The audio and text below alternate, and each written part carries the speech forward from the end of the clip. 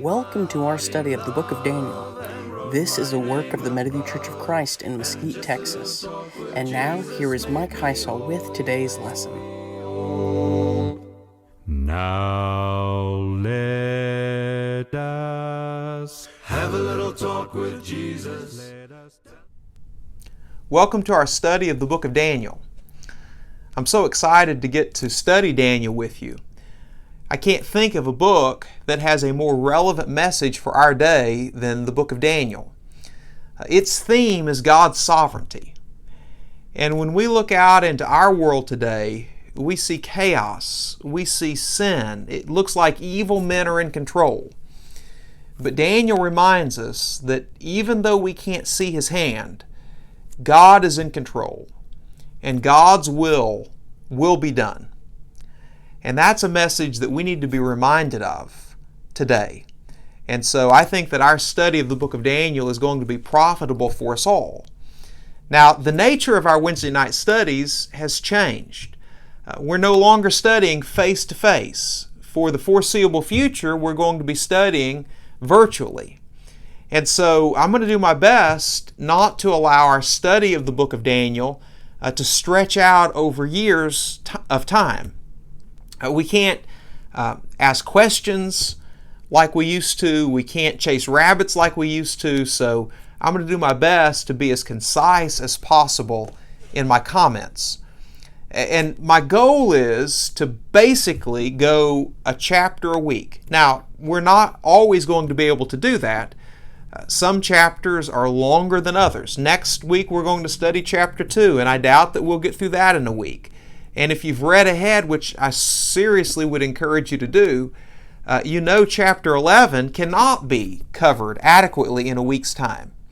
So we may spend a couple of weeks on a few of the chapters, but our goal is basically to go a chapter a week. And so tonight's chapter is chapter 1. The way that I'm going to proceed is like this, and I've debated it. I've debated whether or not we should read the whole chapter and then go back and make comments, or just read a little bit at a time and make comments as we go. And I think that that's what I'm going to do. I'm going to read a little bit at a time and make comments as I go, but I would encourage you, before watching the video, to read the whole chapter. And obviously it would be best to go ahead and read the whole book. So if you've not read chapter 1, why don't you pause the video at this point and go ahead and read it yourself. And then once you finish that, push play and follow along with the comments as we go verse by verse. So remember, the overall theme of Daniel is God's sovereignty. God is in control. Now, how does chapter 1 relate to that? Well, in chapter 1, we read about these 4 Hebrew youths, Daniel, Hananiah, Mishael, and Azariah, being carried away as captives to Babylon and being trained for Nebuchadnezzar's royal court. And the appearance is that the fate of these 4 Hebrew youths rests solely in the hands of King Nebuchadnezzar. But chapter 1 tells us that's not true. Even though Nebuchadnezzar is a powerful earthly king, God is a more powerful heavenly potentate, and the fate of Hananiah, Mishael, Azariah, and Daniel rests in the hands of Yahweh, the true God of heaven. So that is the message of chapter 1. So let's pick up and we'll read a couple of verses and make comments. So Daniel 1 verse 1. In the 3rd year of the reign of Jehoiakim, king of Judah, Nebuchadnezzar, king of Babylon, came to Jerusalem and besieged it. All right, so immediately we're confronted with a problem. If you've read through your Bible from start to finish, you may recognize a discrepancy between Daniel 1:1 and what you read back in Jeremiah. If you would, turn back with me to Jeremiah 25. We're going to look at verse 1, though this same basic information can be found in Jeremiah 46:2. Now remember, Daniel 1:1 says, the 3rd year of the reign of Jehoiakim, king of Judah, King Nebuchadnezzar besieged Jerusalem. But Jeremiah 25:1 says, the word came to Jeremiah concerning all the people of Judah in the 4th year of Jehoiakim, son of Josiah, king of Judah, which was the 1st year of Nebuchadnezzar, king of Babylon. So, Jeremiah says the 4th year of Jehoiakim was the 1st year of Nebuchadnezzar, king of Babylon, but Daniel 1:1 says the 3rd year of Jehoiakim was the year that King Nebuchadnezzar besieged Jerusalem. So is there a contradiction? Well, there is no contradiction, though skeptics have often charged the Bible with a contradiction at this point. What we have to understand is that there were two ways in which the years of the reign of kings was reckoned. There was the Egyptian method, followed by Jeremiah, and there was the Babylonian method, followed by Daniel. The Egyptian method reckoned the 1st year of a king's reign to the year that he ascended to the throne. So, the 4th year of Jehoiakim. However, the Babylonian method reckoned that year that the king ascended to the throne as the accession year, and they said that the 1st year of his reign started the next year. So in other words, the 4th year of Jehoiakim's reign by the Egyptian method is the same as the 3rd year of Jehoiakim's reign according to the Babylonian method. And the year would be 605 BC. You see, Jehoiakim reigned from 609 BC until 597 BC. Nebuchadnezzar reigned over Babylon from 605 BC. He assumed the throne after the death of his father Nabopolassar, and he reigned until 562 BC. So here's what happened in 605 BC. Before Nebuchadnezzar became king, he led the Babylonian army to fight against the Pharaoh of Egypt at a city on the Euphrates River known as Carchemish. And the Babylonians defeated the Egyptians at Carchemish. Now, formerly, the Egyptians had ruled over all of the territory from Egypt on up through Palestine, on up through Syria to the Euphrates. But with the defeat of Pharaoh at Carchemish, now control over the territories of Syria and Palestine down to the river of Egypt fell into the hands of the Babylonians.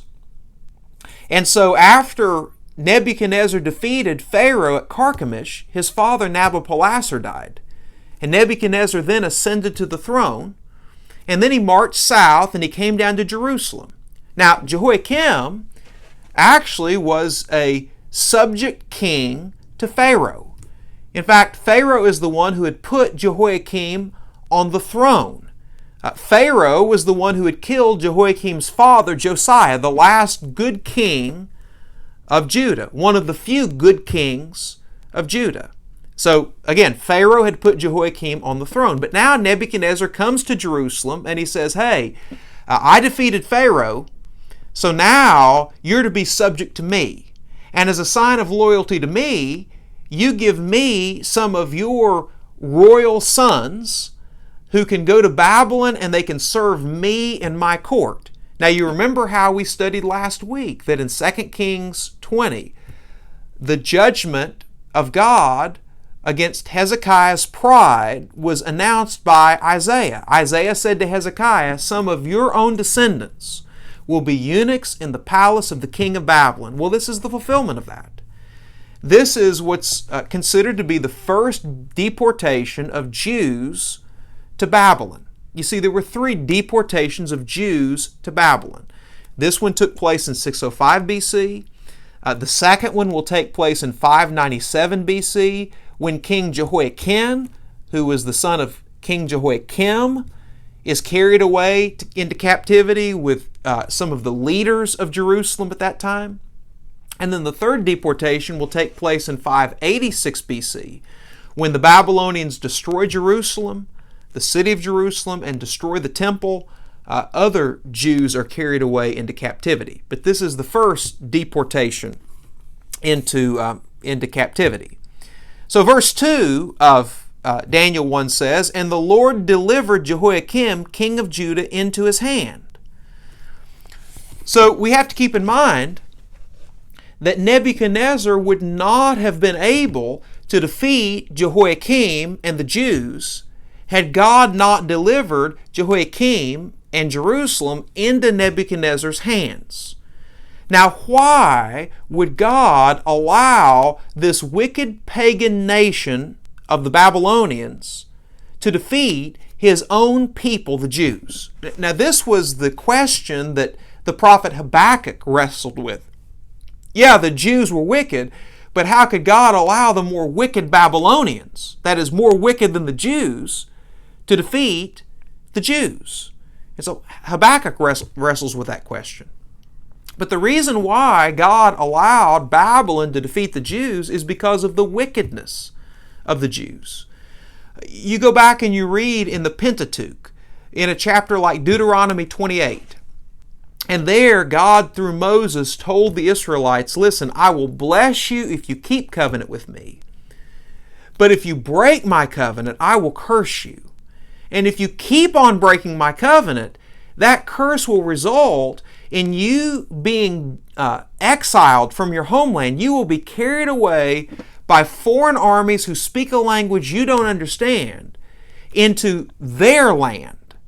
And so that was fulfilled for the northern kingdom in 722 BC when the Assyrians captured Samaria and carried away the Israelites into captivity. And it's fulfilled for the southern kingdom, again, beginning in 605 BC when the Babylonians defeat them and carry them away into captivity. But the reason why God allowed Nebuchadnezzar to defeat Jehoiakim is because Jehoiakim was wicked. Consider this statement that's found in 2 Chronicles chapter 36.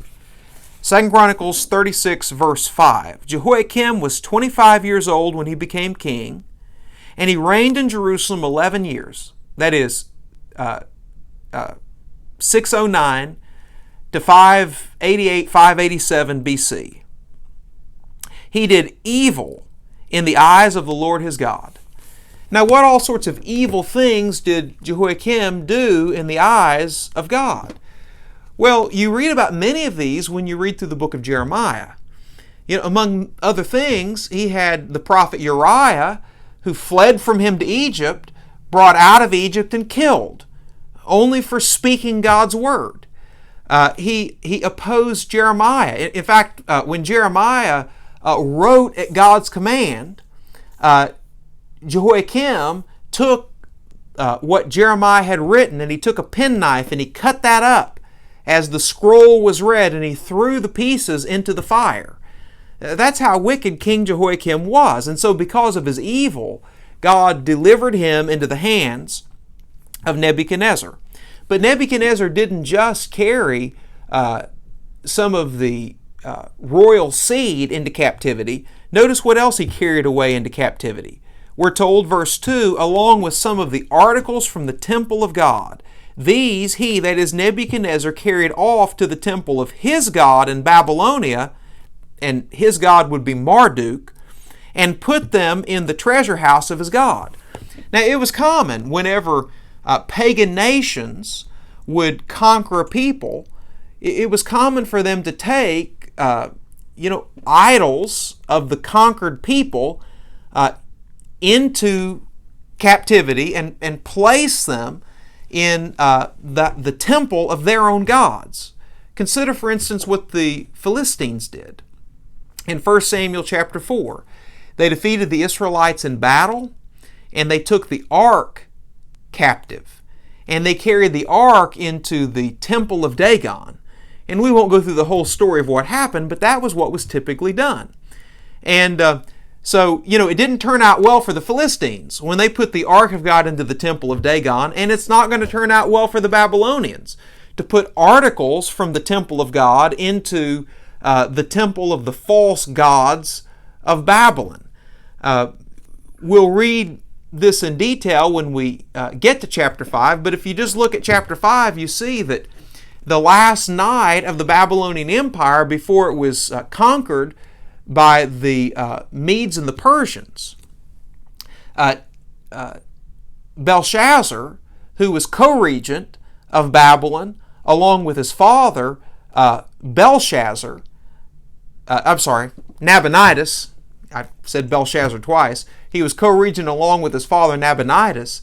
He, the night that Babylon fell to the Medes and the Persians, pulled out these articles that were taken from the temple. And he and those who were with him drank wine out of them at a party, and they praised the gods of silver and gold. And as a result of that, God brought judgment on Babylon. So these articles from the temple, they're going to be carried back when the Jews are allowed by Cyrus, the king of Persia. When they're allowed by Cyrus to return to Palestine, they're going to return with these articles. You read about that in Ezra chapter 1. All right, verse 3. Let me see. Okay, I've got to pick up my comments.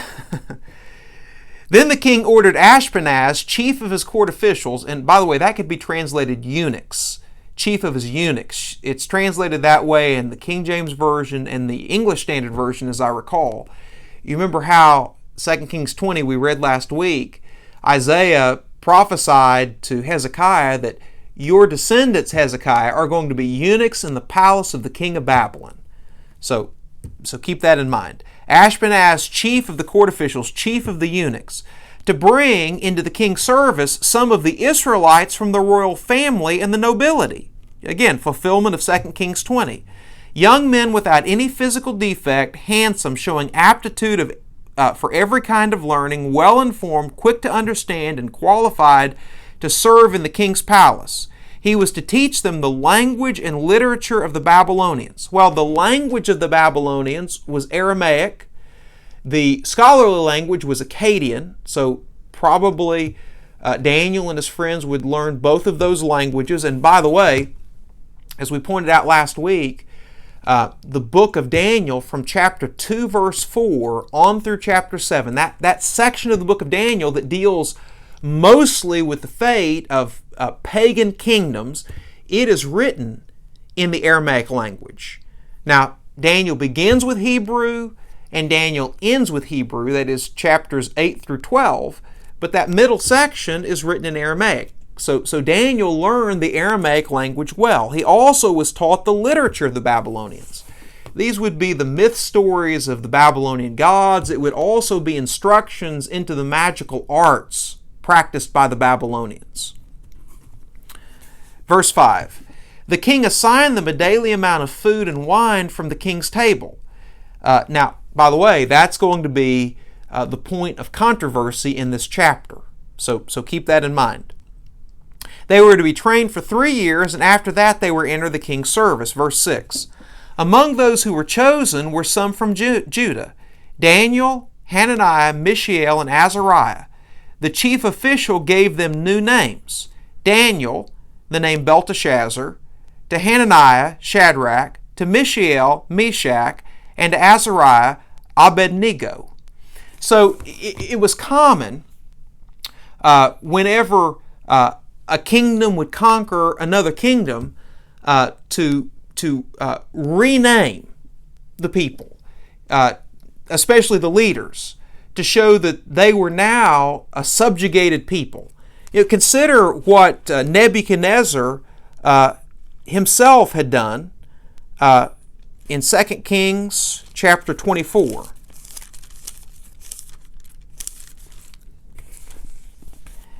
In 2 Kings chapter 24 and verse 17, we're told this: He made Mattaniah, Jehoiachin's uncle, king in his place, and changed his name to Zedekiah. So this is what Nebuchadnezzar would do just over a decade later, in 597 BC, when he carried Jehoiachin and many of the leaders captive to Babylon.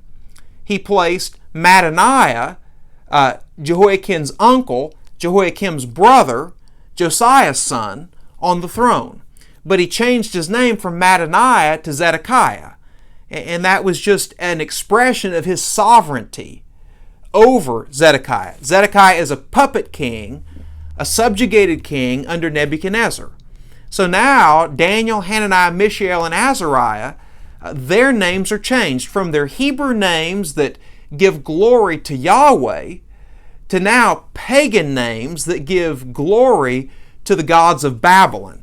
Consider, for instance, a statement that's made in Daniel chapter 4 and verse 8. Here, Nebuchadnezzar says, "Finally Daniel came into my presence, and I told him the dream. He is called Belteshazzar after the name of my God, and the spirit of the holy gods is in him." So their names are changed from their Hebrew names that are names that glorify Yahweh to now pagan names that glorify the gods of Babylon. Now verse 8. "But Daniel resolved not to defile himself with the royal food and wine, and he asked the chief official for permission not to defile himself in that way." Now Nebuchadnezzar has assigned this royal food and wine to these captive Hebrew youths so that they'll be well fed, so that they'll gain weight. There was a glory in ancient times of being a little bit pudgy, and so that's what Nebuchadnezzar's trying to do. He's trying to fatten them up. But Daniel has a problem with the Babylonian food and wine that's been assigned to him. Now we're not exactly sure what his problem is.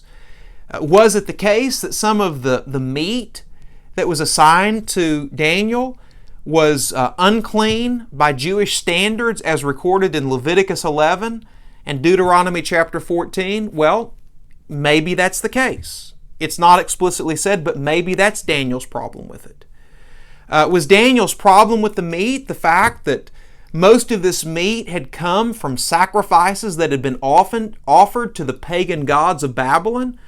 There are statements in Exodus chapter 34 verse 15 that would lend themselves to understanding that practice would be wrong. Well, maybe that's the reason that Daniel has for rejecting the Babylonian meat and wine. It's not explicitly said. We do know later on Daniel does eat Babylonian food and wine. Consider, for instance, what's said in chapter 10 of Daniel, verse 3. Daniel says, "I ate no choice food, no meat or wine touched my lips, and I used no lotions at all until the 3 weeks were over." So implied is after the 3 weeks were over, the choice food of the Babylonians, the meat, the wine, those things were eaten by Daniel. So we don't know exactly, again, why Daniel is refusing to eat this particular food, but he does refuse to eat it. And in the text, it's presented as a noble thing. So whatever Daniel's reason was, it was noble. And later on in Daniel 10 verse 3, when Daniel will eat the choice meats of Babylon and the wine of Babylon, there's no moral guilt attached to Daniel for doing it. So Daniel, automatically we see, is a man of backbone. One person remarked that the reason why the lions in chapter 6 of Daniel did not eat Daniel is because he was all backbone. And I think that you'll see that as we study through the book of Daniel, that's very true. Daniel was all backbone. I mean, can you imagine the courage that he would have to resolve such in his heart after having been carried away captive to Babylon? Keep in mind, he's not an old man. It's generally believed that Daniel would have been born about the time of King Josiah's reform. So about the year 621, he would have been born. So he was a young teenager. He was probably about 15, 16 years old at this time. And he's saying, listen, I may be in a foreign land, I may be a captive, but I'm not going to compromise my convictions for God. So verse 9. Now God had caused the official to show favor and compassion to Daniel. In much the same way as when we read the Joseph story, Genesis chapter 39 and following, everyone with whom Joseph comes into contact, Potiphar, the prison guard, Pharaoh, all of them show favor to Joseph. By the way, it is very interesting, and I sure don't have time to elaborate on this right now. It really is interesting to notice the parallels between the story of Joseph and the story of Daniel. A lot of parallels there. But God causes favor and compassion to be shown to Daniel. But the official told Daniel, now that is the chief of the eunuchs, Ashpenaz, I am afraid of my lord the king, Nebuchadnezzar, who has assigned your food and drink. Why should he see you looking worse than the other young men your age? The king would then have my head because of you. So Ashpenaz has a lot to lose. He didn't want to lose his head. And by the way, Nebuchadnezzar was a man who could have incredible temper tantrums when his will was opposed. When we look at chapter 2 next week, we'll see that when the wise men, when the magicians can't tell Nebuchadnezzar his dream, he gets upset and he orders that all the wise men of Babylon be killed. In chapter 3, when it's told to him that Hananiah, Mishael, and Azariah won't bow down and worship the great image that he set up, he gets upset and he orders that they be thrown into the fiery furnace. So Nebuchadnezzar is capable of ordering people killed in anger. So Ashpenaz has good reason to say, hey, listen, I fear for my head. But Daniel, when Ashpenaz says, no, I can't allow you to not eat the Babylonian choice meat and wine, Daniel doesn't give up. Daniel just goes about it another route. Verse 11, then Daniel said to the guard, whom the chief official had appointed over Daniel, Hananiah, Mishael, and Azariah, please test your servants for 10 days. Give us nothing but vegetables to eat and water to drink, then compare our appearance with that of the young men who eat the royal food, and treat your servants in accordance with what you see. So he agreed to this and tested them for 10 days. Now apparently this guard, seemingly a step removed from Nebuchadnezzar, had less to lose.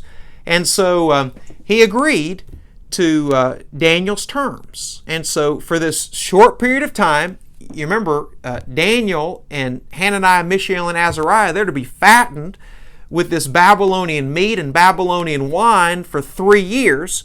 And so Daniel says, well, just give me 10 days and let's see how I look after 10 days and how my friends look after 10 days. So the guard agrees. Verse 15. At the end of the 10 days, they looked healthier and better nourished than any of the young men who ate the royal food. So the guard took away their choice food and the wine they were to drink and gave them vegetables instead. Now, why was it that Daniel, Hananiah, Mishael, and Azariah looked better in the eyes of the Babylonians? Fairer and fatter, probably, in the eyes of the Babylonians, eating only vegetables and water, than what the other Hebrews did, eating the Babylonian food. Well, it was because God was blessing them. Because God had a plan for Daniel's life. Daniel was to serve as a very important prophet of Yahweh in the royal court of Babylon and later the royal court of Persia. Verse 17. To these 4 young men, God gave knowledge and understanding of all kinds of literature and learning. Now, there's no doubt that Daniel, Hananiah, Mishael, and Azariah were smart guys naturally.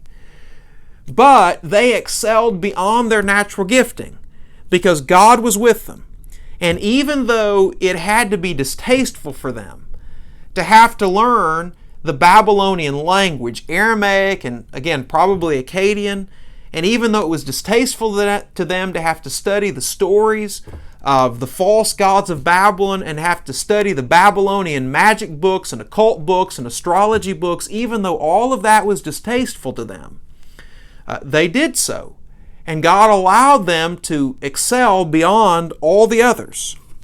But then we're told that God blessed Daniel in a special way, even beyond his learning in the Babylonian ways. We're told, and Daniel could understand visions and dreams of all kind. Now again, just like Joseph, back in Genesis, was exceptionally skilled at understanding visions and dreams of all kinds, Daniel is skilled in that way. And that is going to be the way in chapter 2 that Daniel really rises to prominence. It's because he was able to understand the dream that Nebuchadnezzar had. Verse 18. At the end of the time set by the king, that is, the end of the 3 years, to bring them into a service, the chief official, that would be Ashpenaz, presented them to Nebuchadnezzar. The king talked with them, and he found none equal to Daniel, Hananiah, Mishael, and Azariah. So they entered the king's service. In every matter of wisdom and understanding about which the king questioned them, he found them 10 times better than all the magicians and enchanters in his whole realm. Now, that number 10, remember they're tested 10 days, and now 10 times greater. 10 is the number of completion. 10 and multiples of 10 are the numbers of completion. God expressed His frustration over the Israelites' rebellion back in Numbers 14 by saying, "These 10 times you rebelled against me." In the book of Psalms, we're told that God owns the cattle on 1,000 hills. So there you see a multiple of 10. It's just a number of completion. So they're 10 times better than all the Babylonians. And by the way, Daniel, Hananiah, Mishael, and Azariah, they will be considered wise men. That's going to be their trade initially in the Babylonian court, wise men. We see that through statements in chapter 2. Verse 21 of Daniel chapter 1. And Daniel remained there, that is in Babylon, until the first year of King Cyrus. Now, King Cyrus conquered Babylon, that is, Cyrus's generals conquered Babylon in October of 539 BC. The last dated prophecy in the book of Daniel will be the 3rd year of Cyrus, which would be 536 BC. So Daniel, you see, Daniel's time of prominence there in Babylon is going to cover just a greater period than the 70 years of captivity that the Jews were in Babylonian captivity. So the overall message then of Daniel chapter 1, and I'm sorry I'm rushing, trying to do a chapter a week, because I don't want the video to go much longer than 30 minutes, but the overall message of Daniel chapter 1 is that God is in control. And if we will just have the courage to follow God's will, regardless of what may appear to be the earthly consequences, God's will be done. Our fate does not rest in our own hands or in the hands of wicked rulers in the kingdoms of this world, but our fate rests in the hands of Almighty God. And so we need to devote our lives courageously to doing His will, and God will bless us ultimately. So that's the message of Daniel chapter 1. God bless you. I've enjoyed this study. I hope you have as well. We thank you for taking the time to study the Bible with us. We pray that this has been an edifying experience and that you would join us again. If at any point during the Bible study you had some questions, please feel free to email us at mheisel@meadowview.org. The email is both on the screen and in the description. It is our goal to answer every Bible question with a Bible answer, to speak where the Bible speaks, and to be silent where it is silent. God bless you. We love you.